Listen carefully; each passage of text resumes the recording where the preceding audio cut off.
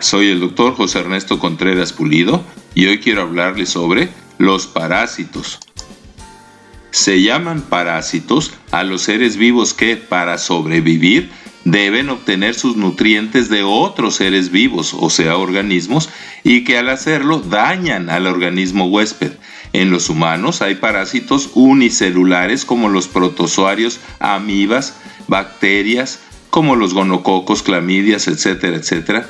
Hay hongos como las monilias, hay gusanos como las lombrices, hay insectos como los piojos y pulgas y otros. La parasitología es la ciencia que estudia los parásitos y el parasitismo, o sea, la interacción biológica entre dos especies, el parásito y su huésped. A diferencia de la microbiología, que estudia los microparásitos celulares o intracelulares como las bacterias, hongos, virus, etc.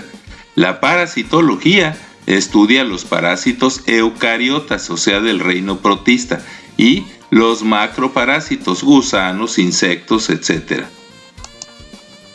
En ocasiones es difícil diferenciar el parasitismo de los otros tipos de asociación entre organismos de diferente especie, como son los saprófitos y el comensalismo, donde uno se beneficia sin dañar o beneficiar al huésped, simbiosis, donde ambos se benefician, foresis o vectores, donde uno transporta al otro, y depredación, donde uno mata al otro para alimentarse.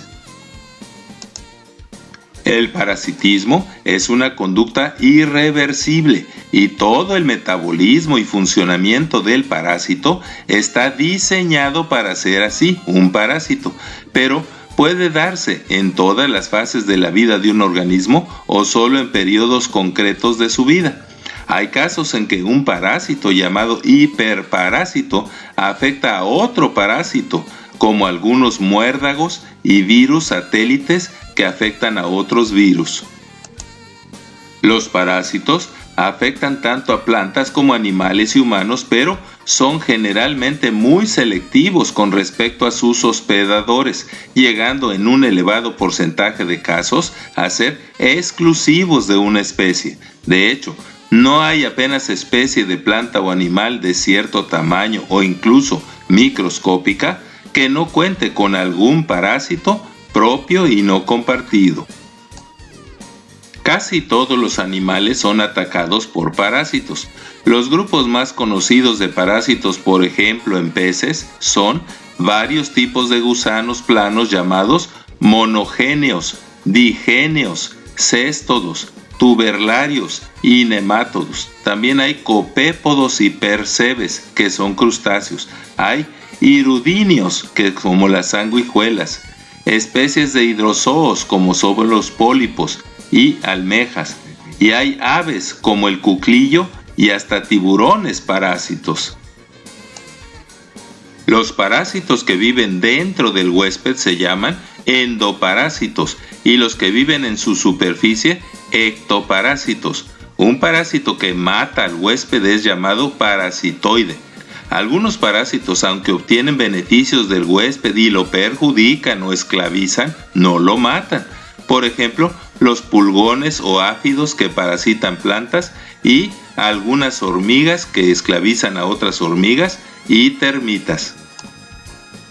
Muchos endoparásitos, aunque causan daños no mortales como anemia y desnutrición, además se benefician de los organismos anfitriones mediante mecanismos pasivos, como por ejemplo el nemátodo Ascaris lumbricoides, que es un endoparásito que vive en el intestino de los seres humanos y usa el excremento del huésped para diseminar sus huevos en el exterior y contagiar a otros huéspedes. Se llama vector al organismo muerto o latente que transmite un agente infeccioso o patógeno desde los individuos afectados, que son el huésped o portador, a otros. La mayor parte de los vectores son insectos hematófagos, pues los microparásitos se encuentran en la sangre. Por ejemplo, los mosquitos culícidos son vectores de varios microparásitos, principalmente virus y bacterias protistas. Los ectoparásitos, o sea, parásitos externos, a menudo tienen elaborados mecanismos y estrategias para encontrar organismos hospedadores. Las sanguijuelas acuáticas, por ejemplo, localizan organismos con sensores de movimiento y confirman su identidad registrando las sustancias químicas de su superficie antes de fijarse a su piel, para chuparle sangre en cantidades no mortales. Es muy común que los huéspedes tengan mecanismos de defensa contra la mayoría de los potenciales parásitos que pretenden afectarlos. Las plantas producen toxinas contra hongos, bacterias y herbívoros, y los animales y humanos tienen mecanismos en su sistema inmune o de defensa, como anticuerpos, glóbulos blancos, etc., que eliminan muchos de los parásitos. Pero también los parásitos tienen recursos de inmunoevasión que contrarrestan los mecanismos de defensa del huésped. Por ejemplo, forman antígenos que se parezcan a los del huésped. Esto se llama mimetismo molecular. Otro es el de adherir antígenos del huésped a la superficie externa de su cuerpo, del cuerpo del parásito, y esto se llama enmascaramiento antigénico, para anular así sus efectos. Otro mecanismo, por ejemplo, en muchos virus, es su capacidad de variar por mutaciones constantemente y rápidamente sus proteínas de superficie. Esto se llama variación antigénica, de forma que los anticuerpos producidos por el huésped ya no los afectan. El resultado es que el huésped no reconoce al parásito como invasor o que su respuesta inmune contra él ya no es efectiva. Ejemplos de virus parásitos son el de la gripa, el Zika, dengue, chikungunya y hepatitis. Hay bacterias como las rickettsias, clamidias y gonococos. Y hay protozoarios como las amibas que tienen para moverse pseudópodos. También hay bacterias flageladas como la Giardia y la de la leishmaniasis. Hay concilios como el Balantidium. Y hay 4 tipos de plasmodios que en su etapa adulta no son móviles. Los gusanos, o sea, los helmintos, son multicelulares que se desarrollan y viven dentro del intestino, pero que no siempre se pueden reproducir allí. Se dividen en platelmintos, o sea, gusanos planos, como las tenias y duelas, con cabeza espinosa, los acantocéfalos, como la tenia armada, y nemátodos, que son gusanos redondos, como las lombrices Ascaris lumbricoides, las triquiurias y la Anisarquis. Los ectoparásitos más frecuentes son insectos, o sea, artrópodos, principalmente hematófagos, que quiere decir que chupan sangre, como garrapatas, pulgas, piojos y los ácaros, que escarban y comen células superficiales y muertas de la piel, el pelo y las uñas. Estrictamente a los mosquitos no se les considera ectoparásitos, pues no viven en la piel del huésped del que se alimentan.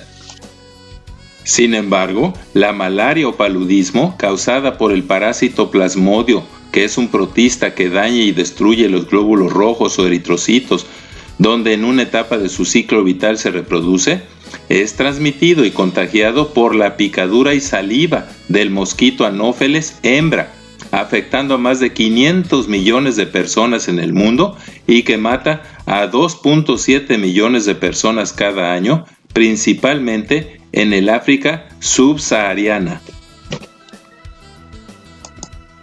Los medicamentos que matan a los parásitos que son muy contagiosos se llaman antiparasitarios. Actualmente hay pastillas que con una sola toma eliminan tanto amibas como gusanos. También hay vacunas y tratamientos efectivos contra la malaria y sustancias que matan a los ectoparásitos, también generalmente con un solo tratamiento. Los parásitos y todas las formas de asociación entre dos especies y la existencia de los polinizadores indispensables para la reproducción de las plantas con flores, o sea, las angiospermas, y los carroñeros y microbios descomponedores implican que todas las plantas, animales y humanos aparecieron simultáneamente, creados en 6 días, y no por evolución en millones de años.